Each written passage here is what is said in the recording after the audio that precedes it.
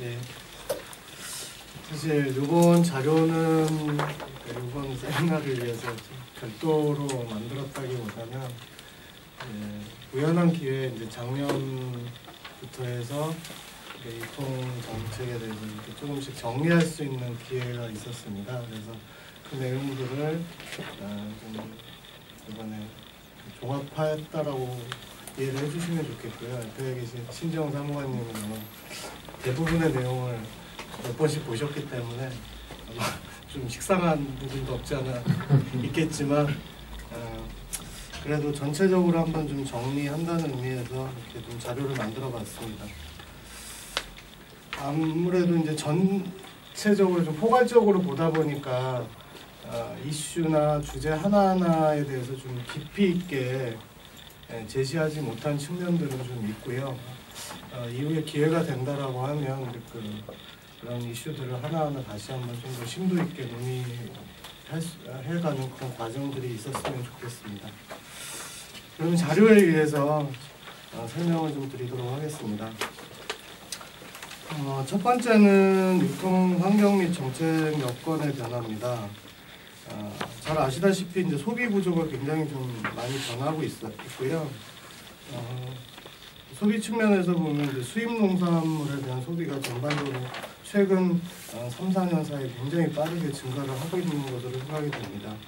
그리고 이제 2등 가구 소비가 증가하거나 윤리적인 소비 뭐 이런 부분들까지 최근에 좀 많이 이슈가 되고 있고, 그다음에 로컬 푸드 같은 경우에도 이제 현 정도 들어와서 굉장히 빠르게 확산이 되고 있는 것으로 생각이 됩니다. 구체적인 데이터나 이런 것들은 제시를 하지 않았는데 이거는 추후에 다시 한번 좀 정리를 해보도록 하겠습니다. 그리고 마찬가지로 생산 구조 역시 굉장히 빠르게 변화하고 있는 것 같습니다. 첫째는 생산성이 굉장히 좀 많이 높아지고 하면서 이제는 좀 과잉의 문제를 우선적으로 걱정해야 되는 상황이 아닌가라는 생각이 있고요. 두 번째로는 이게 농업 생산 구조 자체가 과거와 달리 이제는 시설 농업이라든지 뭐 이런 쪽들이 좀 많이 진전이 되면서 이 에너지 문제, 특히 석유값이라든지 이런 부분에 굉장히 직접적인 영향들을 좀 받고 있는 것으로 생각이 됩니다. 그리고 이게 수입 자재에 의존하는 경우들도 많고, 또 어차피 비료, 농약 이런 것들이 대부분 이제 석유 부산물에 의해서 생산이 되는 경우들이 많은데, 이게 다 석유 가격이라든지 수입에 의존하는 경우들이 많기 때문에 환율 문제라든가 이런 것들까지 좀 겹치면서 전반적인 생산비 증가가 좀 나타나고 있다는 생각이 들고요. 그다음에 기후 변화에 따라서 주산지 이동이라든지 이제 생산의 불규칙성이 증가하는 문제, 아마 최근 몇 년 동안 거의 매년 품목 간의 수급 문제가 좀 대두되고 있는 것으로 생각이 됩니다. 그리고 당연히 그러다 보니까 품목 간 이동의 문제, 그래서 이 풍선 효과라고 뭐 속칭 얘기할 수 있을 것 같은데 이런 문제들이 굉장히 좀 심화되고 있는 것 같고요. 유통 구조 측면에서 보면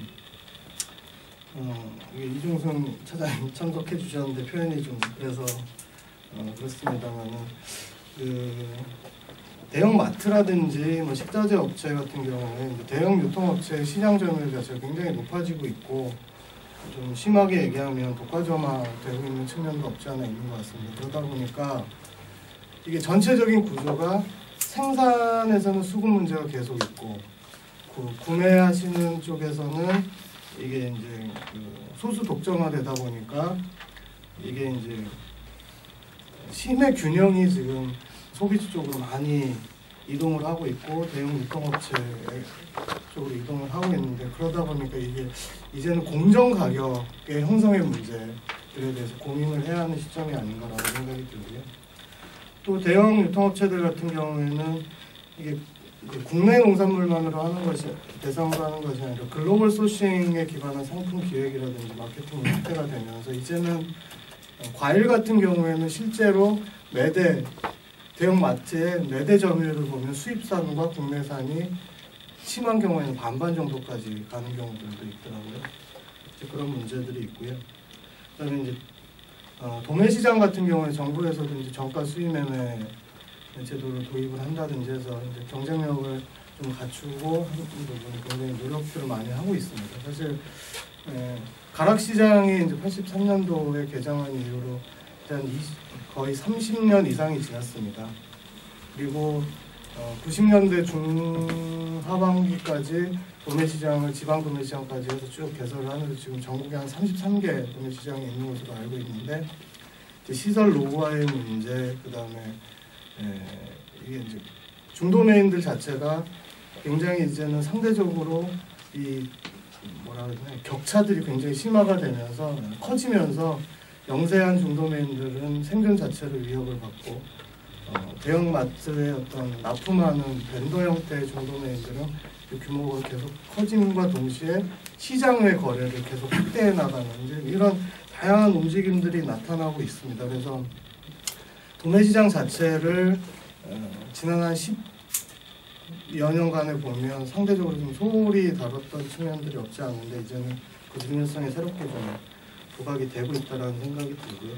그다음에 지역 간 경쟁, 품목 간의 경쟁들도 이제 심화되고 있는 것 같습니다. 그리고 정책 여건도 좀 많이 바뀌고 있는 것 같습니다. 첫째는 잘 아시다시피 시장 개방이 지속적으로 확대가 되고 있고요.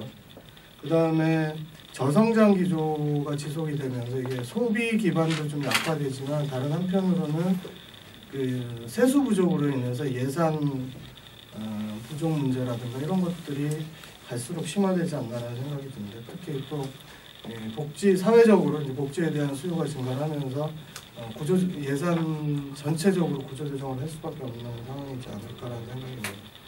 그리고 농업 보호에 대한 인식 자체가 이제는 과거에는 사실은 농촌에 대한 경험들을 청장년층들이 대부분 가지고 있었기 때문에 그래도 좀 보호해야 된다라고 하는 접근이 가능했는데 이제 젊은 세대들이 차지하는 비중들이 갈수록 커지면서 이제는 농업을 보호해야 되는 이유 자체가 감정적인 걸 뛰어넘어서 정서적으로, 논리적으로 설명이 되어야 하는 이제 그런 상황이 되다 보니까 이제 여러 가지 이제 의식의 변화도 좀 동반되고 있다는 생각이 듭니다. 그리고 이제 밑에 표를 보시면 실제로 오늘의 이제 유통 부분에서의 핵심적인 게 주로 원예 농산물을 대상으로 하고 있다고 보시면 되는데 그 농가 1인당 농작물 수입액에서 차지하고 있는 비중이 지난 13년 동안에 42%에서 54%까지 약 12% 정도가 증가를 했습니다. 결국은 이거는 이제는 과거에 미국이 차지하고 있는 비중이 45%에서 27%로 급격하게 감소한 반면에 원예 농산물 비중은 상대적으로 굉장히 빠르게 높아졌다. 그래서 요새는 뭔가 경영의 안정성 측면에서도 이제 그 수급의 문제라든가 원예 농산물의 안정적인 유통의 문제는 굉장히 중요성이 더 커지고 있다라고 생각이 듭니다. 그리고 현 정부 들어와서 이제 그 유통 구조 개선 대책이 발표가 되고 또 보완 대책이 발표가 됐습니다만 거기서의 핵심은 결국은 특히 산지를 중심으로 해서는 전업농가, 규모화된 농가들을 대상으로 한 정책과 소규모 영세 소농을 대상으로 한 로컬푸드 정책이 이렇게 투트랙 전략으로 이렇게 나눠져서 대응책들이 마련이 되고 있다는 것이 가장 큰 특징이 되겠습니다. 그래서 일단 그 산지 유통 부분은 어찌됐든 목표 자체가 경쟁력 강화, 그다음에 수급 안정화 이쪽에 좀 포커스가 많이 맞춰져 있는 것 같고요. 뭐 이런 흐름의 연장선상이겠습니다만 최근에는 기존에 이제 연합사업이나 이제 공동 마케팅, 그러니까 규모화된 마케팅의 범위가 시군 단위 중심이었다면 최근에는 이제 도단위나 이런 쪽으로까지 좀 확대되고 있는 이제 그런 기조들이 좀 나타나고 있고요. 로컬푸드 같은 경우에도 뭐 꾸러미 사업에서부터 여러 가지 이제 형태로 진행이 됐습니다. 가장 이제 대표적으로는 이제 학교급식과 직매장 사업 중심으로 이렇게 진행이 되고 있습니다. 그리고 이제 과수 쪽을 중심으로 한 가지만 더 말씀을 드린다면 한칠레 FTA 이후에 2004년도부터 과수 생산 유통 발전 계획에 기반한 여러 가지 사업들이 진행이 됐습니다. 생산시설 현대화라든지 거점 APC 설치라든지 뭐 브랜드 마케팅 지원이라든지 이런 사업들이 되면서 거기에 이제 포함이 됐던 다수의 품목들이 전반적으로 이제 품질들이 굉장히 좀 높아졌던 그런 부분들이 나타나고 있다라고 생각이 됩니다. 그 아래 표는 이거는 이제 그 정부에서 실시하는 산지유통 종합평가의 결과를 좀 요약을 해놓은 건데요. 2014년도에 그 유통 활성화 사업, 그러니까 규모와 전문화를 촉진하기 위해서 정부가 취하고 있는 지원하고 있는 유통 활성화 사업 지원 대상 조직이 전국적으로 157개가 되는데 약 5조 6천억 정도, 아니 3조 6천억 정도가 3조 6천억 정도를 취급을 하고 있습니다. 그러니까 2013년도에 3조 1,500억 정도에 비해서는 상당히 좀 많이 늘어나고 있는 상황이고요. 조직당 평균 규모도 보면 한 228억 원, 230억 원 가까운 때 나타나고 있습니다. 그리고 이제 그 가운데서 이게 이제 공동계산 실적을 굉장히 많이 중시를 하는데 공동계산 실적이 전체 3조 6천억 중에서 1조 9,600억 정도가 공동계산 실적입니다. 그래서 비중은 지금 50%를 넘어서고 있고요. 조직당 평균 공동계산액도 약 125억 원 수준에 달하고 있습니다. 그리고 이제 앞서 말씀드렸던 한칠레 FTA 이후에 진행이 됐던 과수발전 계획 같은 경우에는 기존에 이제 58개 그 사업이 있었는데 이거를 지금 작년도에 구조조정을 좀 많이 했습니다. 그래서 지금 24개 그 사업으로 이렇게 다시 재조정을 한 상황이고요. 과수발전 계획 시행 주체들이 취급하고 있는 총 취급액이 약 9,300억 정도가 됩니다. 그래서 전체 과수 중에서 차지하고 있는 비중이 약 한 25% 정도 되는 것으로 나타나고 있습니다. 그리고 이제 최근에 이제 확대되고 있는 도단위 연합 마케팅의 모델을 크게 이제 세 가지 형태로 나타나고 있는데 강원도 같은 경우에는 농협중앙회 지역본부가 지역농협에 직접 출하를 받는 형태로 사업이 되고 있고요. 이제 전북 지역 같은 경우에는 거의 모든 시군의 통합 마케팅 조직이 조공으로 구성이 되어 있습니다. 그래서 여기에 연합사업 형태가 되는 것이 이제 전북의 모델이 되겠고요. 경북은 이 두 가지를 좀 결합시켜 놓은 모델이라고 좀 보시면 될 것 같고, 특히 사과를 중심으로 한 도단위 연합사업들이 한 2년 전부터 기획이 돼서 올해 아마 본격화될 것으로 예상이 됩니다. 이런 여러 가지 이제 성과와 더불어서 몇 가지 좀 문제점도 나타나고 있는데, 첫째는 다소 정부 주도형으로 정책이 추진이 되다 보니까 농업인들의 참여 의식이 좀 떨어지거나 현장 수용성이 좀 약화되는 그런 문제들이 있고요. 그리고 사실 정책 사업이라는 것 자체가 어떤 목적을 가지고 추진하는 사업임에도 불구하고 그런 목적이나 이런 것들에 대한 충분한 동의 없이 사업을 이렇게 지원받는 쪽에 포커스를 두다 보니까 이 권한과 책임이 서로 불일치하는 도덕적 해이 현상도 일정 정도 좀 나타나고 있는 그런 상황이지 않나라는 생각이 듭니다. 그리고 이렇게 된 데는 또 다른 한편으로는 정부도 지침이라든지 이런 것들은 너무 좀 자주 변경을 시키고 사업에 대해서 사업 간의 어떤 충돌 문제 이런 것들이 좀 나타나면서 그런 부분들을 좀 가속화시킨 측면도 없지 않아 있다라고 생각이 듭니다. 그리고 또 하나의 큰 변화 중에 하나가 작년부터 해서 농식품부 정책들이 이제는 개별 사업보다는 좀 패키지화돼서 이렇게 통합화되고 있는 움직임들이 시작이 됐습니다. 그래서 지역 농발계획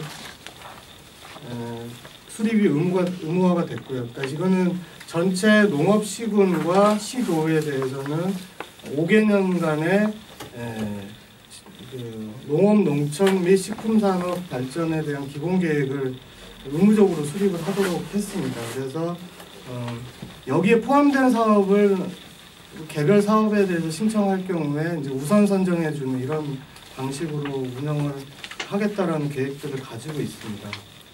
그런 부분들이 하나가 있고, 그다음에 그 중에서 그러니까 아래 그림을 보시면 농업 농촌 발전 계획은 크게 보면 농지, 농업 부분, 복지라든가 보건, 그다음에 지역 자율 사업까지를 포괄하는 형태로 이렇게 굉장히 기존에 개별적으로 수립이 되던 10여 개 사업을 통합한 종합 계획입니다. 근데 그 중에서 그 농업과 관련된 부분에 대해서는 지역 맞춤형 농정 지원 사업이라고 해서 농업 쪽의 사업을 별도로 지역에서 자율적으로 패키지화해서 신청을 하게 되면 그거에 대해서 심사를 해서 일괄적으로 선정해주는 그런 시스템을 진행을 하려고 지금 준비를 하고 있습니다. 그래서 뒤에서 설명을 다시 한번 드리겠지만 올해는 유통 부분을 우선 추진을 하고 내년 이후부터는 이제 식량국 사업이라든지 축산국 사업 등을 이런 체계로 이렇게 바꿔가려고 하는 그런 준비들을 하고 있는 상황입니다.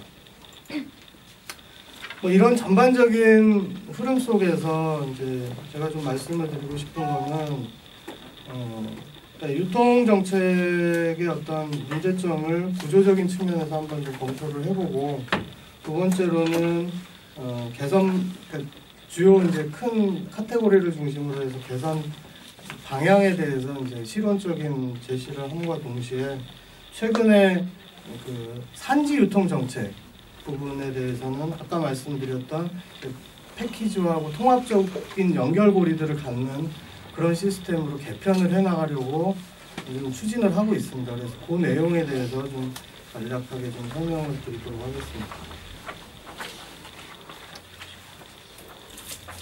자, 먼저 그 기존 유통 정책의 구조와 추진 체계의 문제점 부분인데요. 그 다음 페이지 잠깐 보시면 주요한 이렇게 분야별로 과수와 시설, 노지 채소 이렇게 제시되어 있는데 이제 이 정책들이 위치되어 있는 것들을 한번 이렇게 그림으로 포지션을 해봤습니다. 그랬더니 사업은 이제 대부분 시군 단위 사업과 전국 단위 사업으로 좀 많이 나눠져 있고요. 그 다음에 생산 전 단계에서부터 생산, 상품화, 유통 부분들을 쭉 이렇게 분포를 시켜봤는데 이게 과수 쪽은 생산에서부터 이게 이제 과수 발전 계획을 중심으로 해서 어느 정도 이제 좀 계획에 의해서 종합적으로 추진되는 체계였는데 노지 채소나 시설 채소나 이제 다른 분야를 보면 그런 체계들이 상대적으로 좀 약한 상황입니다. 그리고 이게 이제 시군 사업과 도 사업과 전국 단위 사업이 그 위계를 가지고 정리되어 있는 것이 아니라 시군 사업과 전국 단위 사업으로 이렇게 양분화되어 있는 체계이다 보니까 전체 정책에서의 어떤 위계상 이 연결고리들이 상대적으로 좀 취약한 부분들이 나타나고 있었습니다. 그리고 이제 두 번째로는 이것도 이제 그 뒤에 그림을 한번 좀 보시면 좋겠는데요. 잘 아시다시피 농협중앙회에 대한 사업구조 개편이 2012년도부터 지속적으로 추진이 되고 있습니다. 그래서 목표는 2020년까지 원예 농산물을 기준으로 보면 전체 생산의 약 50% 정도를 농협의 개통 시스템을 통해서 계열화 체계를 통해서 유통을 시키겠다라고 하는 큰 그림 목표를 가지고 있습니다. 당연히 정부의 유통 정책하고도 상당한 연결성을 가지고 진행이 되어야 함에도 불구하고 지금 이 연결성이나 상호 연관도가 조금 불분명한 측면들이 있습니다. 그것들이 소매에서부터 생산에서부터 소매까지 쭉 흐름들을 보면 첫 번째 칸에 제시되어 있는 것은 이제 농협이 가지고 있는 계열화 체계에 대한 구상입니다. 그래서 지역 단위의 공선 출하의 육성에서부터 지역 농협의 사업 활성화, 그리고 농협의 APC나 이제 조공법인 APC를 통한 상품화 기능, 그 다음에 도매 단계에서의 어떤 대외 마케팅과 공판장 활성화 부분, 뭐 이런 것들을 이런 것과 더불어서 이제 대형 농협의 어떤 그 마트들을 체인화해서 판매 루트를 가지고 가는 부분, 그 다음에 대형 유통업체에 대한 대외 마케팅 부분, 이런 것들을 구상을 하고 있고, 거기에 따라서 지금 투자 계획이 마련이 되어 있습니다. 그런데 그 두 번째 칸에 제시되어 있는 거는 이제 그 해당 부분과 관련된 어떤 유통 정책의 큰 꼭지들인데요. 생산 기반에서는 이제 기반 투자와 뭐 이런 부분들이 있고, APC 지원, 그 다음에 도매시장 시설 현대화, 이런 것들이 근데 농협의 어떤 투자 내용하고 좀 연결성들이 좀 잘 안 보이고 있는 부분들이 있고요. 또 하나는 지금 수급과 관련해서는 농협의 어떤 실행 단계에서는 참여를 하고 있지만, 이것들을 어떤 정부의 정책과 구조적으로 연결되고 있는 부분들은 상대적으로 좀 약한 부분들이 있습니다. 그래서 옆에 맨 마지막 부분은 사실은 이제 그러면 농협 조직과 유통 정책에서 육성하고 있는 조직이 어느 정도 일치되고 있는지 하는 것들을 한번 좀 그려보았는데요. 일단 그 전체적으로 시군 단위의 어떤 생산 부분이나 상품화까지는 정책과 농협의 어떤 투자 계획이나 육성 계획이 어느 정도 매칭이 되는 측면들이 좀 많이 있습니다. 근데 이 도매 단계 이상에 가게 되면 이런 부분들이 좀 많이 흐트러지는 형태를 좀 보이고 있는데요.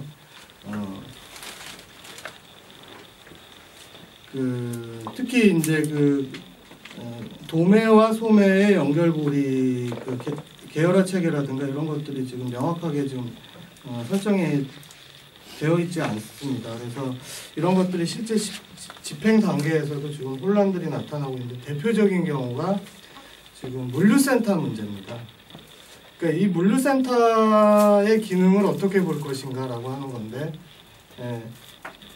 그러니까 농협의 이제 물류센터와 도매, 그리고 이 산지의 연합 조직들 간의 연결고리가 지금 좀 명확하게 정리가 되지 않고 하다 보니까 지금 산지에서는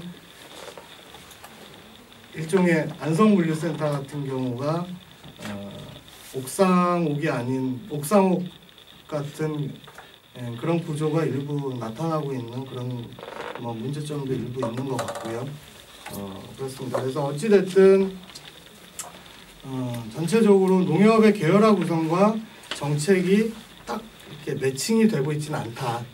이제 그런 부분들을 좀 한번 짚어보고 싶었습니다. 그리고 수급 문제에 대해서도 한번 정리를 해봤는데요.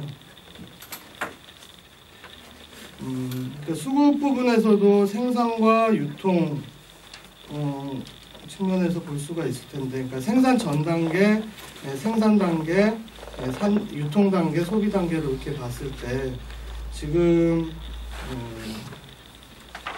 수급 부분에서 정책에서 가장 큰 문제라고 봤을 경우에는 이 유통 단계 이후의 대응, 그러니까 사후 대응 중심의 어떤 수급 문제 해결로 접근을 하고 있기 때문에 사실은 사후 약방문처럼 이렇게 효과들이 좀 덜하지 않나라는 생각이 듭니다. 일단 생산 전 단계 사업과 관련해서는 이제 대표적인 게 이제 관측이 있고요. 그렇긴 한데 이게 지금 관측 정보의 정확성은 둘째 문제고 관측 정보 자체가 산지의 유통 주체들 또는 생산 주체들의 의사결정으로 지금 연결이 거의 안 되고 있습니다. 그러니까 관측은 관측이고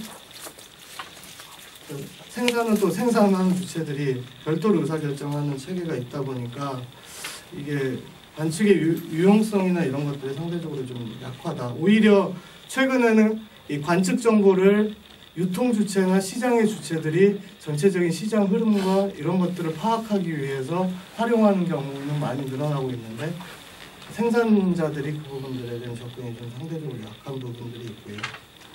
그 다음에 지금 수급 안정 사업을 하기 위해서 농안기금에서 자금 지원을 좀 크게 하고 있는데 문제는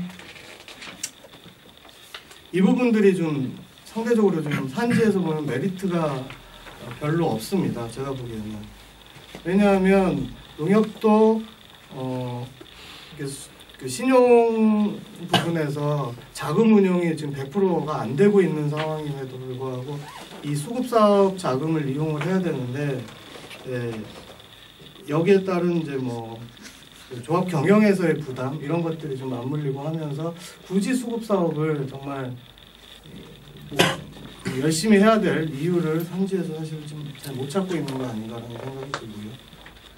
그 다음에 이제 그 생산과 유통 단계를 보면 사실 그 상인들 같은 경우에는 가격 진폭이 어느 정도 있어야 자기 마진을 가져갈 수 있는 요인들이 나타나게 되는데 그러다 보니까 수급에 약간의 불안정성만 있어도 더 가격 진폭을 촉진시키는 요인으로 물량을 좀 잡아두고 있다든지 뭐 출하를 억제한다든지 뭐 이런 형태로 가격 진폭이 좀 확대되고 있는 구조가 아닌가라는 생각도 그런 문제점들이 있다고 생각이 듭니다. 그리고 이제 도매시장 부분인데요.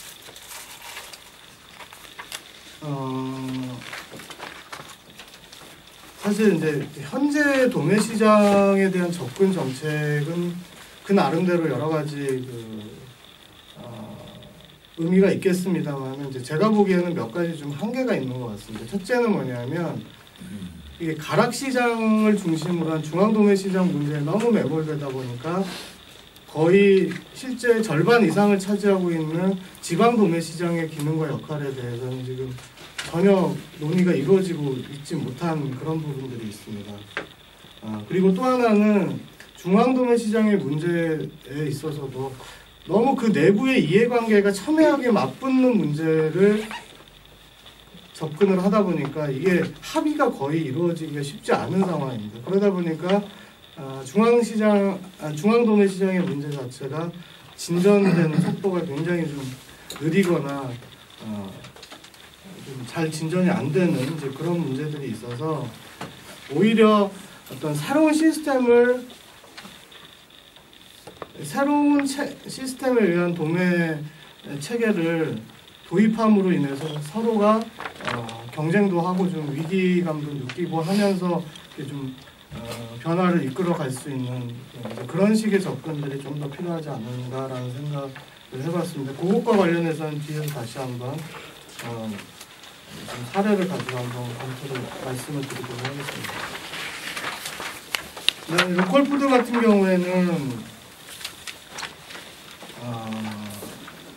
아직은 뭐 초기 단계이기 때문에 뭐 섣부른 평가를 하기에 한계가 있다라고도 판단이 됩니다만은 일단 로컬푸드 사업 자체가 이제 지속 가능한 사업 체계로 이렇게 진행되고 있는가라는 의문점들이 좀 있습니다. 그래서 명확한 분석이라든지 사업 대상, 그다음에 운영 시스템을 마련한 상태에서 진행이 되고 있는지 좀 검토가 필요하다고 생각이 들고요. 특히 학교급식 같은 경우에는 최근에 지자체 단위 중심으로 굉장히 많이 확대가 되어 오다가 최근에는 일정 정도 정체 내지는 좀 구조 변화를 겪고 있는 이제 그런 상황들인 것 같고요. 꾸러미 사업은 최근에는 많이 좀 약화되고 있다는 느낌을 좀 갖습니다. 직매장 사업은 이게 이제 하나의 매장 형태로 운영이 되다 보니 일종의 성장 한계에 부딪힌 게 아닌가라는 생각이 듭니다. 왜냐하면 이게 더 확대가 되고 부가가치가 더 높아지려면 결국 시장의 전체적인 흐름이라든지 이런 거하고 결합이 될 수밖에 없는데 시장이 전체적으로 수급이 무너지거나 했을 경우에는 이 그동안 경쟁력 차원에서 육성해왔던 것들도 잘못하면 무너질 수 있는 그런 부분들이 있습니다. 그래서 이제는 그동안 갖춰져 왔던 성과를 유지 발전시킨다라고 하는 측면에서도 수급의 문제, 시장 관리의 문제를 어떻게 풀어줄 거냐라는 것이 동시에 고려가 되지 않으면 안 된다라는 생각이 들고요. 그 가운데 이런 문제의식 속에서 이제 정부에서도 특히 이 경쟁력과 수급 정책을 결합시키기 위해서 주산지 정책 부분들을 좀 적극적으로 검토를 하고 계시는 걸로 이렇게 알고 있습니다.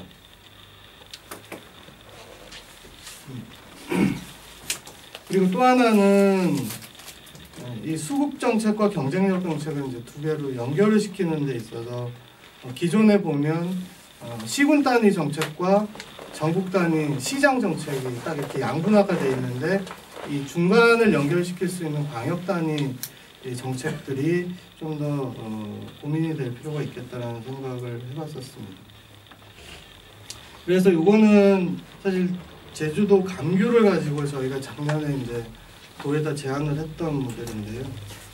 기존에 2017년까지 감귤 명품화 사업으로 해서 대선 공약 사업으로 해서 지금 하드웨어 기반 투자들이 굉장히 다양한 형태로 이루어지고 있습니다. 또 이게 기존에도 이제 그 과수발전 계획 사업으로 해서 많이 이루어지고 있는데 문제는 감귤 같은 경우에는 이 추진 시스템 그리고 유통 단계에서의 대책이 좀 상대적으로 약했었습니다. 그래서 기존에 기반이 투자가 되는 부분들과 더불어서 이것들 체계화시킬 수 있도록 감귤을 의무자조금 체계로 전환을 시키는 문제, 그리고 지금 감귤 같은 경우에는 유통조직들이 크게 제주감협과 지역농협들로 이렇게 양분화되어 있고 지역농협들의 연합체인 조합공동사업법인이 있긴 합니다만은 이게 좀 제한적인 부분들이 있습니다. 그래서 이 부분들을 실질적으로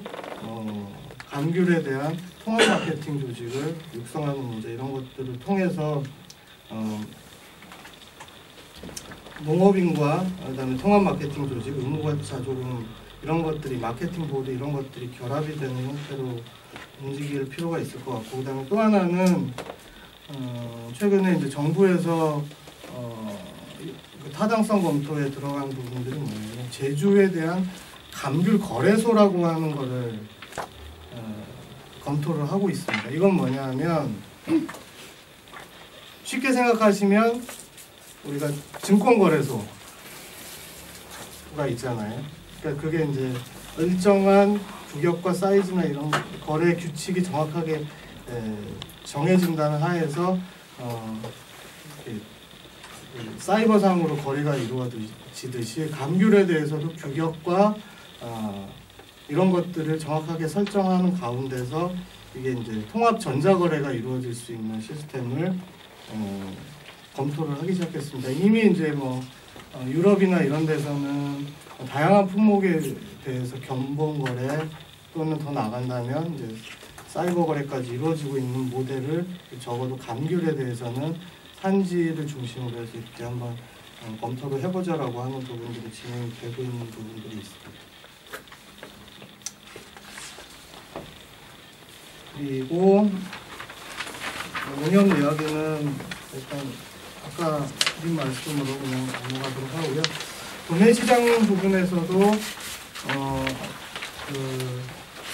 일단은 그 지방 도매시장 부분을 좀 더 다시 한번 볼 필요가 있겠다는 생각입니다. 그래서 저는 그 지방 도매시장을 지역 농산물 유통의 어떤 거점으로 기능과 역할을 좀 재정립할 필요가 있겠다는 생각이 들고요.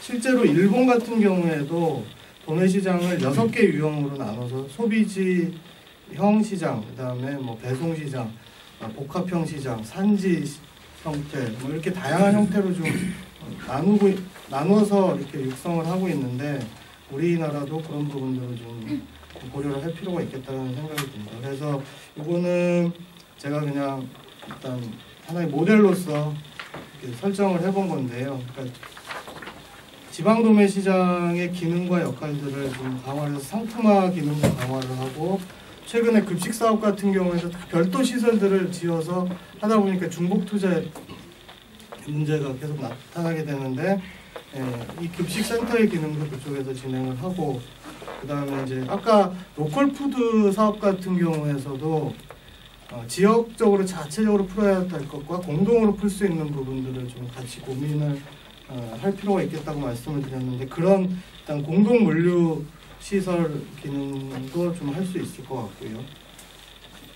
그 다음에 이제 뭐 식교육센터라든가 뭐 안전성 검사라든가 이런 것들을 좀 복합적으로 수행할 수 있는 형태로 갈 필요가 있겠다라는 생각입니다. 그렇게 하기 위해서는 도매시장의 거래 시스템 자체를 기존에 이제 경매도 있겠습니다만은 이제 정가 수익 거래라든지 뭐 경우에 따라서는 좀 더 진전이 된다면 통합 전자거래 시스템 같은 것들이 좀 같이 맞물려서 고민이 될 필요가 있겠다는 생각이 듭니다.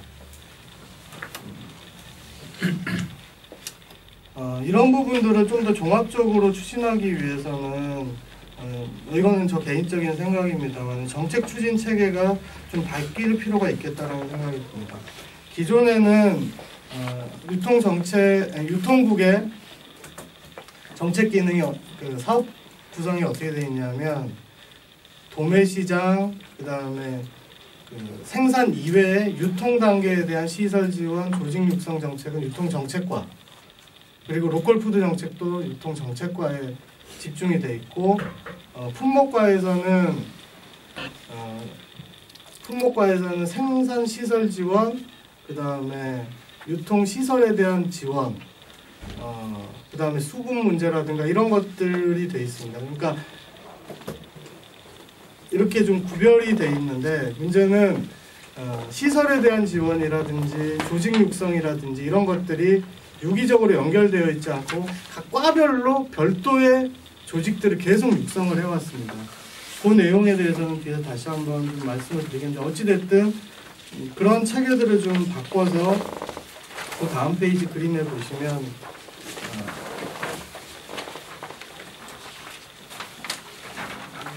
이렇게, 그러니까 기획 기능과 그다음에 품목 육성 기능으로 아예 좀 명확하게 선을 그었으면 좋겠다라는 생각입니다. 기존의 유통정책과에서 가지고 있던 유통시설 지원이라든지 뭐 이런 기능에 대해서는 각 품목 담당과로 좀 넘기고 거꾸로 기획이라든지 자금이라든지 사업 평가 기능 중심으로 해서 유통정책과 기능들을 좀 집중화시키는 것이 필요하지 않을까라는 생각입니다. 그래서 품목과에서는 생산 기반에서부터 실제 수급의 문제까지를 총괄하는 체계로 이렇게 정리를 하면 추진 체계를 개편하는 것이 어떨까라는 그런 생각을 좀 해봤었습니다.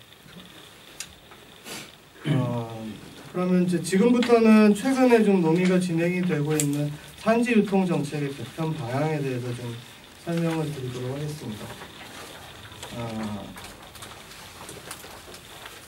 그 기존에 이제 저희들이 분석을 해보니까 산지 유통이라고 할 수 있는 영역에 포함이 되는 사업 꼭지들이 한 30여 가지가 됩니다.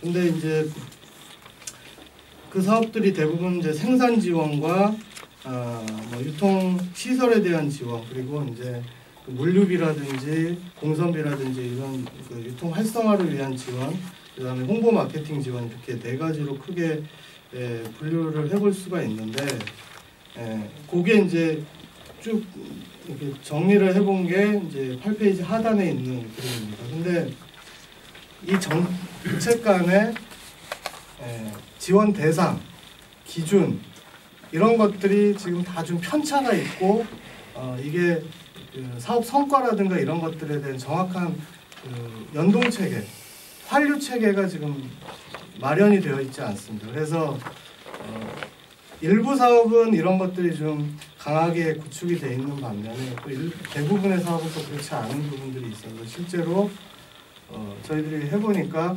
지원만 받고 끝날 수 있는 우려가 있는 사업들이 굉장히 많았었습니다. 그래서 여기 보시면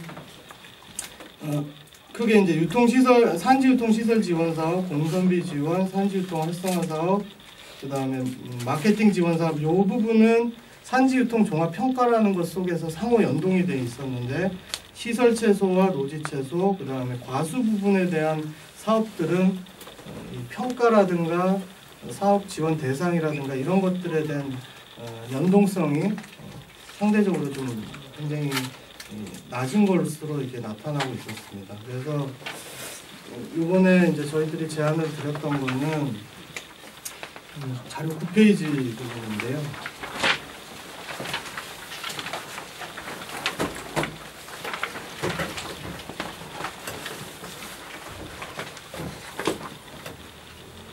앞서 말씀드렸던 그 그림을 먼저 좀 설명을 드리면 앞서 말씀드렸듯이 유통 활성화 사업은 유통 정책과에서 중심으로 추진하고 있는 사업이고요. 그 다음에 과수 발전 계획 사업은 원내 경영과에서 중점으로 추진하고 있는 사업이고, 이게 수급 사업은 원내 산업과에서 중심이 돼서 추진하고 있는 사업인데, 이 육성 체계라든가 지원 대상이나 이런 게 각 과별로 다 달랐습니다. 아주 극단적으로 얘기하면 실제로 이 오버랩 되는 그러니까 비율이 약 30% 정도밖에 안 됐거든요. 그러니까 지역에서 한 지역에서 어떤 사업을 하느냐에 따라서 이게 사업을 할 때마다 산지 유통 조직들을 새롭게 만들어야 되는 그런 문제점들이 있었습니다. 그래서 이 부분들을 좀 정리를 해서 저희가 제안드리는 거는 이 전체 산지 유통 체계 내에서 계열화 시스템이 갖춰질 수 있도록 농가 조직에서부터 시군 단위 통합 마케팅 조직, 전국 단위 통합 마케팅 조직, 그리고 도 단위 통합 마케팅 조직, 전국 단위 통합 마케팅 조직까지 이렇게 계열화 체계 내에서 서로 연동되는 구조를 정확하게 만들고, 모든 과의 사업은 이 체계 내에 들어와 있는 조직에 대해서만 지원을 한다라고 하는 방식으로 정책 개편을 제안을 드리고 있는 상황입니다.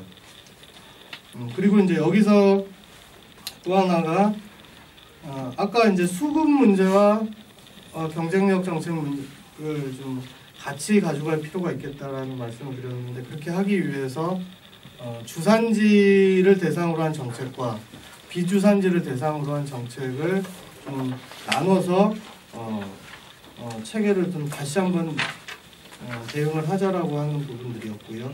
그 다음에 주산지 가운데서 맨 아래, 그러니까 왼쪽 아래에 있는 공동경영체, 밭작물 공동경영체라고 표현이 되어 있는 이 부분에 대해서는 정부가 지금 올해 새롭게 신규 사업으로 기획을 하고 준비를 하고 있는 사업입니다. 그래서 여기서도 주산지 지역과 비주산지를 좀 나눠서 대응을 하고 있고, 이번에 수급사업 개편한 부분도 주산지를 대상으로 한 정책과 비주산지를 대상으로 한 정책을 좀 구별을 해서 이렇게 정책 설계를 하고 있는 것으로 알고 있습니다. 그래서 어찌됐든 지원 대상과 지원 체계를 좀 일원화시키는 방식으로 전체 체계를 좀 바꿀 필요가 있겠다라는 말씀을 드리고 싶습니다. 그런 내용들이 좀 종합적으로 요약된 것이 자료 9페이지 맨 위쪽에 제시되어 있는 부분인데, 크게 4가지로 좀 나눠서 정책의 일관성과 이런 것들을 좀 갖춰가자라고 제가 가야 할 것으로 생각을 하고 있습니다. 첫째는 사업 체계 부분인데요. 기존의 개별 사업별 추진 조직을 육성하던 거를 말씀드렸듯이 산지유통 계열화 조직 내에서 조직으로 일원화한다.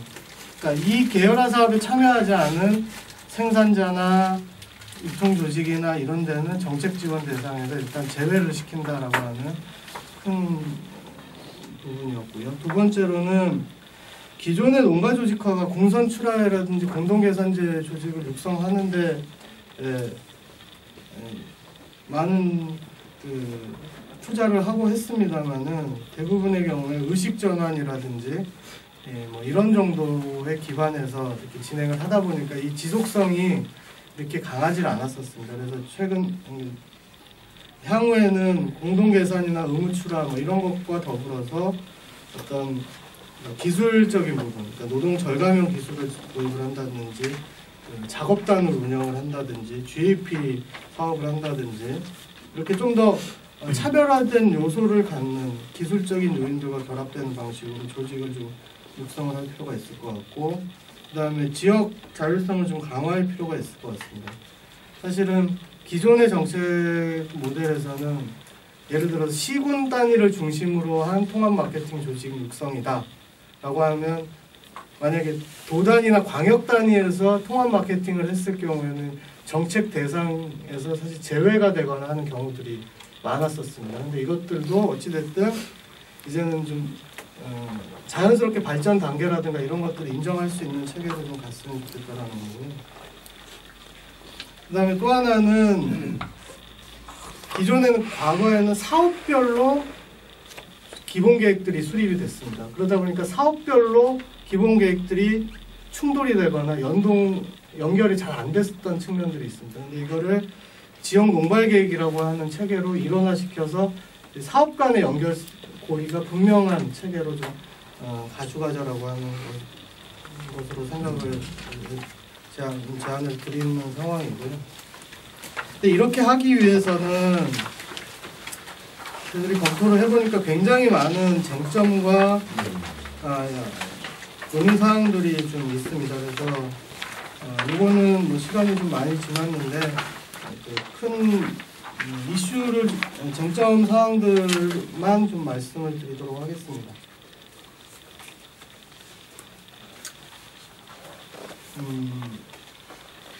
첫째는 산지유통 정책 대상을 이제 시군 통합 조직, 도 통합 조직, 품목 광역 조직, 그리고 이 세 개의 연합 조직에 참여하는 조직으로만 지원 대상을, 정책 지원 대상을 이제 한정한다라고 하는 그런 부분인데요. 이렇게 됐을 경우에 약 6가지 정도의 주요 쟁점들이 지금 있다라고 생각이 됩니다. 첫째는 앞서서도 말씀드렸듯이 현실적으로 유통 활성화 사업으로 육성된 통합 마케팅 조직과 과수 발전 계획에 의해서 육성된 통합 마케팅 조직이 지금 100% 일치하지 않습니다. 50% 정도만 일치를 하거든요. 그럼 나머지 부분을 어떻게 가져갈 거냐라고 하는 부분이고요. 두 번째로는 정부에서 아까 이제 수급 문제까지를 좀 포괄하기 위해서 주산지 정책을 좀 강화를 하고 있는데, 이 주산지 가운데서도 다 통합 마케팅 조직이나 정부의 정책 시스템 안에 포섭이 되는 게 아니라 일부 지역에서는 이게 또 빠져 있는 시군들이 있습니다.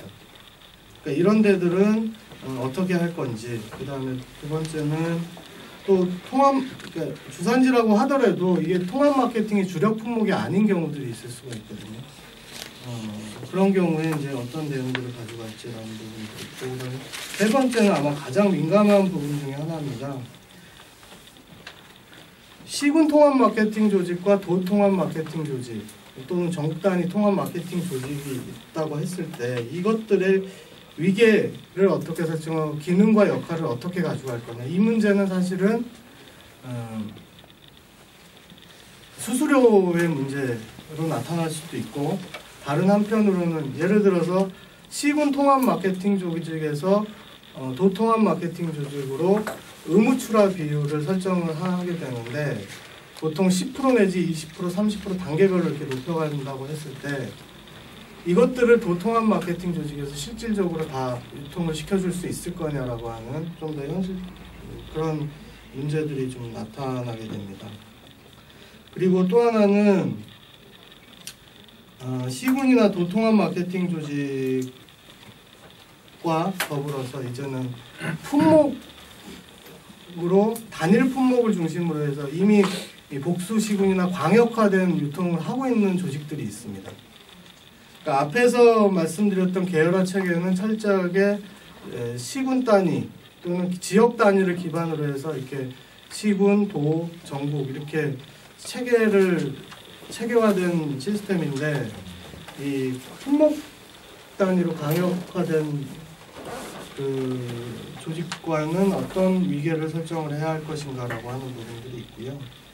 다섯 번째로는 도통합 마케팅 조직 체계로 갔을 경우에, 그러면 시군의 통합 마케팅 조직과는 이 실적이라든지 정책 평가의 문제를 어떻게 가져갈 거냐. 이게 이제 잘못하면 중복의 문제로 나타나서 이게 과대평가되거나 또는 사업을 왜곡시키는 문제가 나타날 수도 있을 것 같습니다. 그리고 이제 앞서서도 잠깐 말씀드렸지만 통합 마케팅 조직의 사업 범위를 어떻게 가지고 갈 거냐. 최근에 다른 쪽에서 논의가 나오는 것 중에 하나는 이 수출까지도 통합 마케팅 조직으로 일원화시키는 것들이 좀 필요하지 않느냐, 이런 논의까지도 좀 나오고 있는 문제여서 좀 통합 마케팅 조직의 사업을 어디까지로 가져가야 할 것인가에 대한 고민들도 좀 필요할 것 같고요. 그 다음에 이제 두 번째 큰 과제가 생산 지원과 유통과의 연결 부분입니다. 이게 이제 요 밑에 표로 나와 있는 것이 현재 그 생산 부분에 중앙정부에서 지원을 하고 있는 사업인데, 이 지원을 받기 위해서는 통합 마케팅 조직에 이렇게 의무출하하는 그런 부분들을 지금 설정하도록 방향을 잡아야 하는 것이 아닌가라는 생각들을 하고 있습니다. 그리고 세 번째 부분인데요. 그 다음 페이지 잠깐 보시면 그림으로 좀 설명을 드리도록 하겠습니다. 기존의 유통정책에서는 사업 조직을 중심으로 사업 조직을 육성하는 데 초점이 있었거나 또는 생산 지원을 한다든지 실제 사업 수혜 대상자만을 대상으로 해서 정책을 추진을 했었습니다.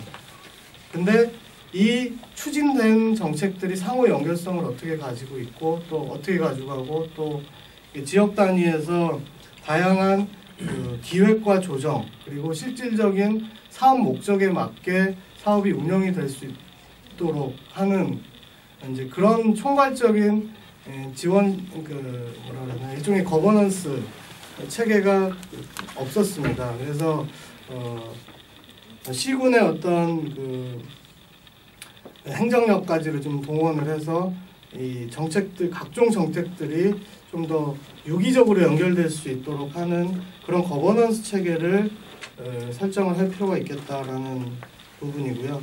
아마 시군 단위는 어떤 단일 품목을 가지고 그렇게 하겠는 데는 좀 한계가 있을 수 있고, 그래서 복수 품목을 중심으로 해서 지자체, 농업기술센터, 통합마케팅 조직, 농업인 대표가 이 그림에서 제시된 각각의 기능들을 좀 더 유기적으로 할 수 있도록 하는 협의체가 좀 필요할 것 같고, 도나 전국 단위는 복수 품목을 하기에는 너무 규모가 크기 때문에 이제 품목별로 가져갈 필요가 있겠다. 그러니까 사실 정부에서 지금 주산지 정책을 강조하고 있는 것 중에 하나는 실제로 품목별로 주산지를 보면 10개 시군 이내입니다. 그리고 도 단위로 보면 한 2개 도 정도가 대부분이거든요. 그러면 한 개 도에 한 서너 개 시군 정도씩을 대상으로 한 협의체를 구성을 하고 또 도끼리 연결을 할 수 있다라면 전체 그 해당 품목의 한 60-70% 정도의 물량을 컨트롤을 할 수 있는 사업 대상으로 삼을 수가 있습니다. 그러면 시장에 대한 수급 관리 기능까지도 결합을 시킬 수 있지 않을까라는 그런 구상을 좀 하고 있습니다. 크게 이제 세 가지 방향에서 이렇게 좀 제안을 산지 유통 정책과 관련해서는 통합적으로 운영하는 것이 필요하지 않나라는 제안을 드렸습니다. 근데 시간이 좀 많이 지났는데요. 결론적으로 좀 말씀을 드리고자 하면 현재까지 명확한 답이 있는 상황은 좀 아닌 것 같고요. 근데 기존의 뭐 산지도 마찬가지고 뭐 여러 가지 여러 분야에서 이제 필요성이 필요하다고 느꼈던 부분들을 이제는 이제 구현해 나가기 시작하는 단계인 것 같습니다. 그래서 여러 가지 쟁점들이 있습니다만은 이런 부분들은 앞으로 충분하게 논의를 통해서 하나하나 풀어가야 되지 않을까라는 생각을 했습니다. 네, 시간을 너무 많이 쓴 것 같아서 죄송합니다. 아, 네.